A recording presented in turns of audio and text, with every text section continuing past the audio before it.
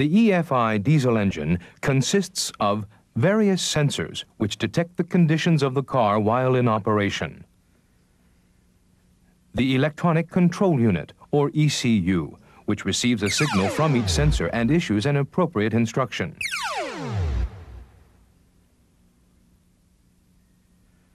And actuators, which operate according to the instruction given by the ECU.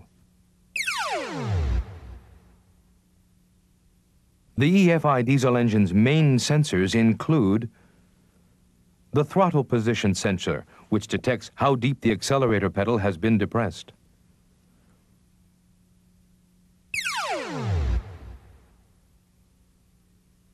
The NE sensor, which is located inside the VE pump and detects the engine speed. The turbo pressure sensor, which detects intake manifold air pressure.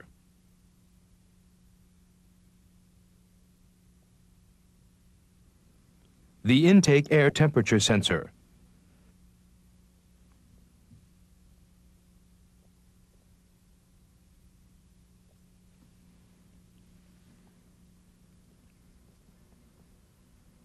The water temperature sensor.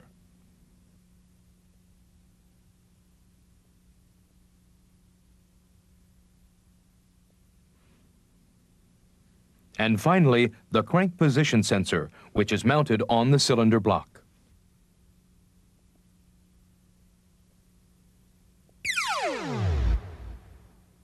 Actuators include the Solenoid spill valve,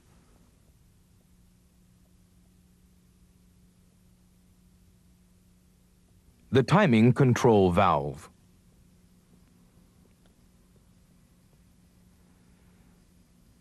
the vacuum switching valve, VSV, used for Venturi,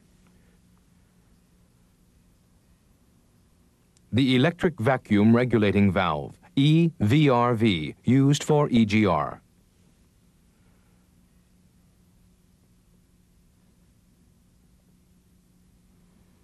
and finally comes the glow relay.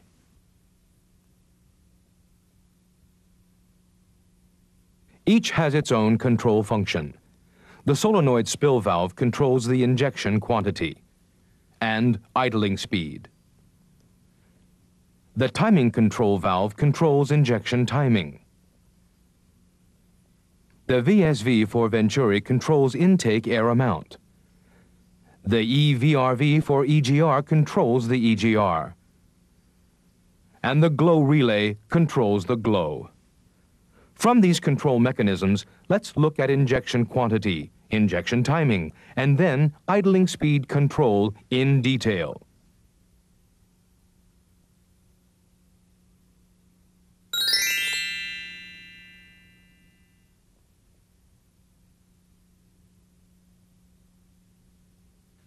Let's start from injection quantity control. First, let's look at the mechanism of the EFI diesel injection pump. The mechanism of the injection pump is basically identical to that of the mechanical type, but it does not have a governor or spill ring. Instead, it uses an NE sensor. Solenoid spill valve. And timing control valve.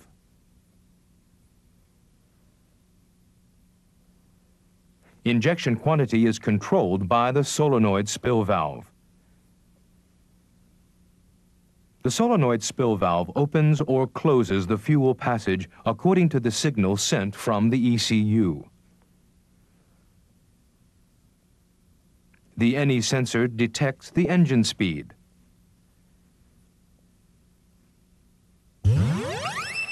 Using this signal, the ECU opens or closes the fuel passage of the solenoid spill valve to control the injection quantity.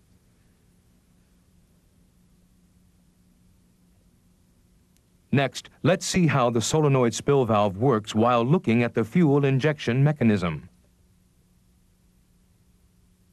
The plunger rotates like this, and it reciprocates 4 times by means of the roller and cam while the engine rotates twice.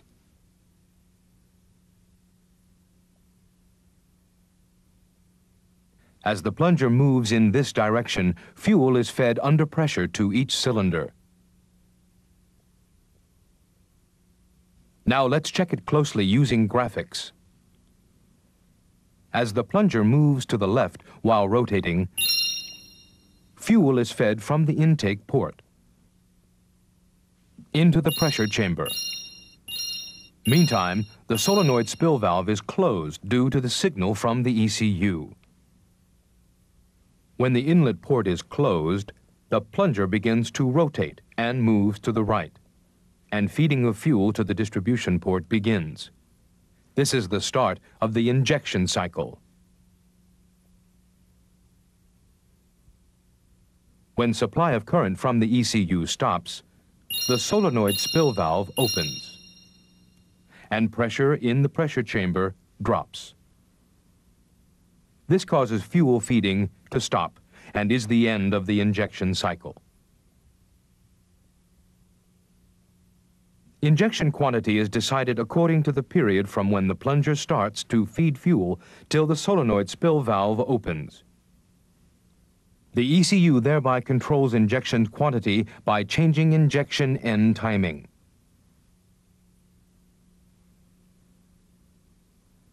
Next, let's look closely at the structure and operation of the solenoid spill valve.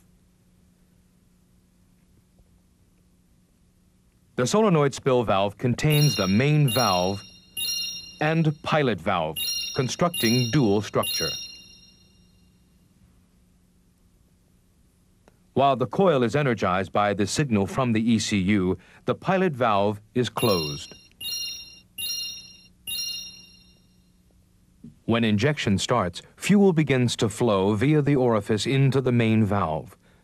The main valve is closed firmly due to the pressure exerted by the spring and by fuel.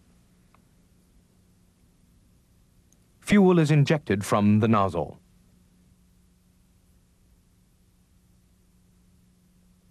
When the injection cycle nears the end, supply of current from the ECU stops. This causes the pilot valve to open. As a result, a small quantity of fuel flows out, causing the fuel pressure by which the main valve has been closed to drop. This causes the main valve to open immediately, and a large quantity of fuel starts to flow out to end the injection cycle.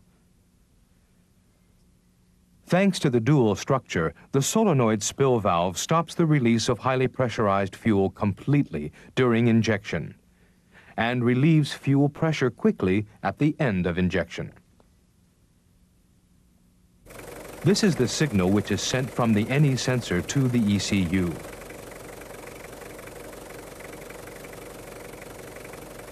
Look at the signal closely.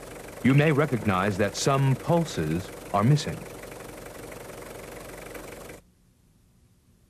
This is because the NE sensor's pulsar is missing a tooth in 4 places.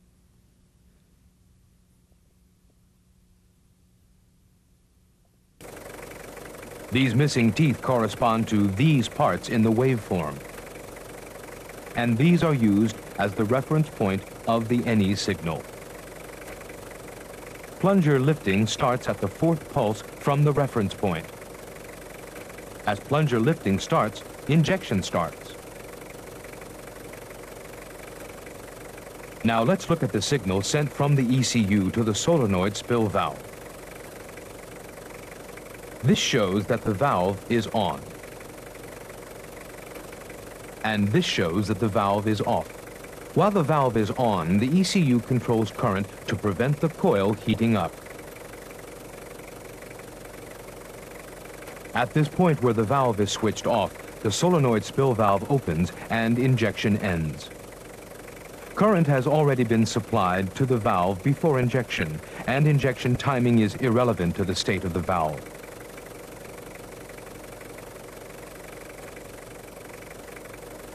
That is, injection quantity is decided by the length of the period from when the plunger lifting starts until supply of current to the solenoid spill valve stops. Now, let's find out how injection quantity is decided by the ECU. The ECU calculates both basic injection quantity and maximum injection quantity, and uses whichever is the smaller as injection quantity. So, let's see how they are calculated. First, let's start with the basic injection quantity. The basic injection quantity is determined by the signal from the throttle position sensor and the signal from the NE sensor, or by how much the accelerator pedal is depressed and the engine speed. As understood from this characteristic curve, injection quantity rises as the driver depresses the accelerator pedal further. The basic injection quantity can be determined providing that intake air quantity is sufficient. However, in practical terms, intake air quantity is sometimes insufficient, and in this case, an excessive amount of fuel is injected. To prevent this problem, the ECU calculates the maximum injection quantity which is combustible with the intake air quantity, using the signals from the NE sensor, turbo pressure sensor, and the intake air temperature sensor. The quantity calculated in this way is known as the maximum injection quantity. Normally, the ECU selects the basic injection quantity. However, in cases where the basic injection quantity is larger than the maximum one, the maximum injection quantity is selected to limit injection quantity to a certain level suitable for the intake air quantity. The maximum injection quantity varies with the intake air quantity. In addition, the maximum engine speed under no load conditions is restricted by this maximum injection quantity.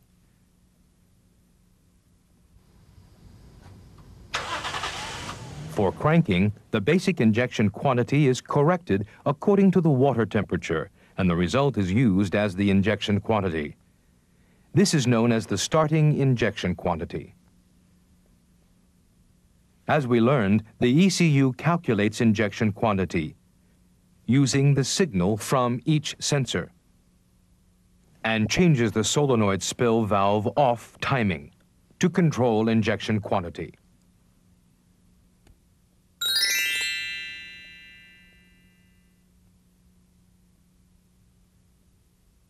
Now, let's proceed to injection timing control. As already explained, injection starts when lifting of the plunger starts. The plunger is moved by the cam plate and roller.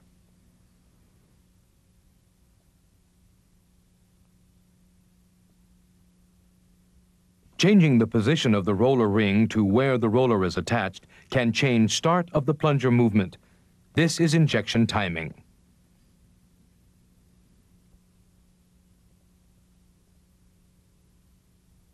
The roller ring position is changed by the timer piston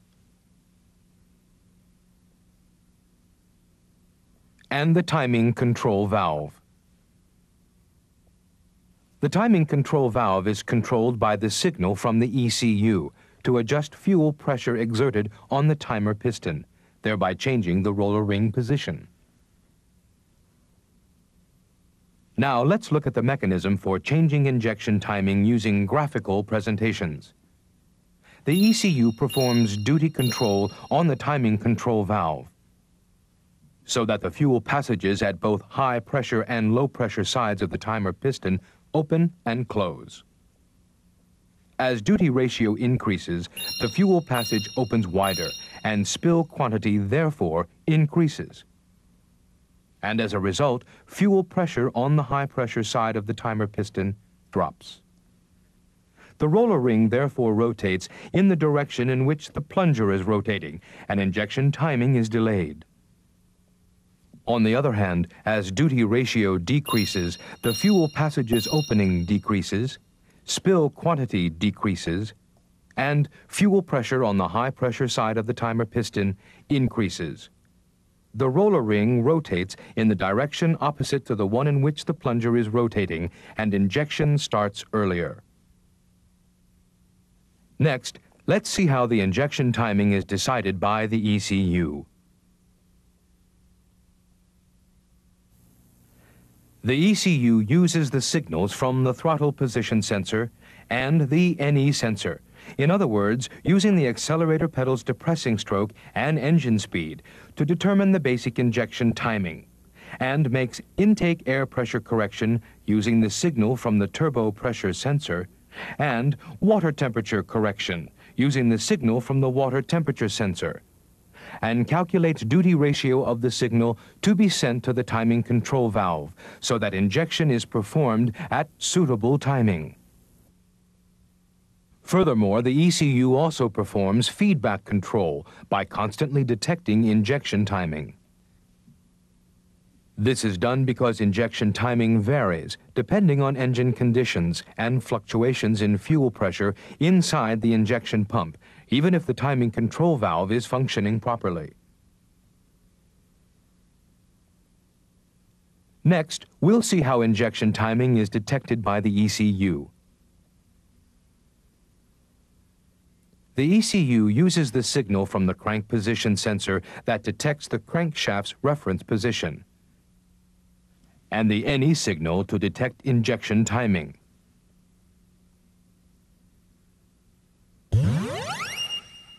Let's look at this detection mechanism closely. The ECU uses the signal from the crank position sensor as the reference to detect injection timing. Start of plunger lifting can be ascertained using the NE signal. The reason is that the NE sensor also moves when roller ring position changes.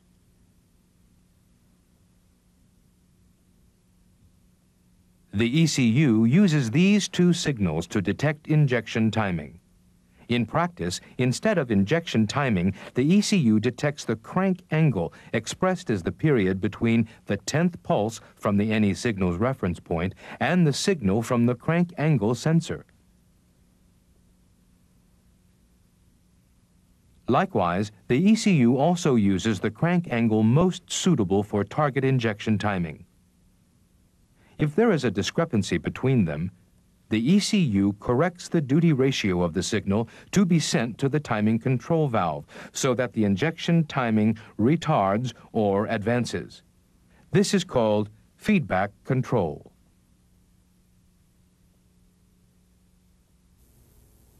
Furthermore, while the starter signal is input, that is during cranking state, the ECU corrects injection timing according to the water temperature. This is called starting correction. As just previously seen, the ECU determines injection timing using the signal from each sensor and changes the duty ratio of the signal to be sent to the timing control valve to control injection timing.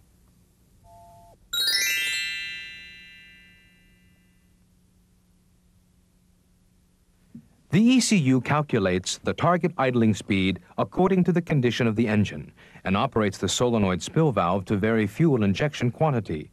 This is called idling speed control.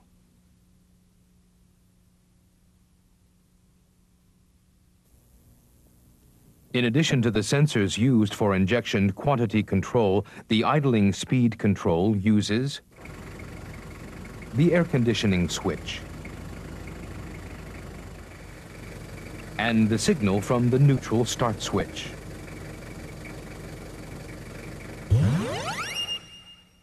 Now let's see what kind of control is performed by the ECU. The ECU uses these sensors to detect idling state, and at the same time, the ECU uses the signals from the water temperature sensor, air conditioning switch, and neutral start switch to calculate the target idling speed. If the actual speed differs from the target speed, the ECU performs feedback control by changing injection quantity to adjust idling speed to the target speed.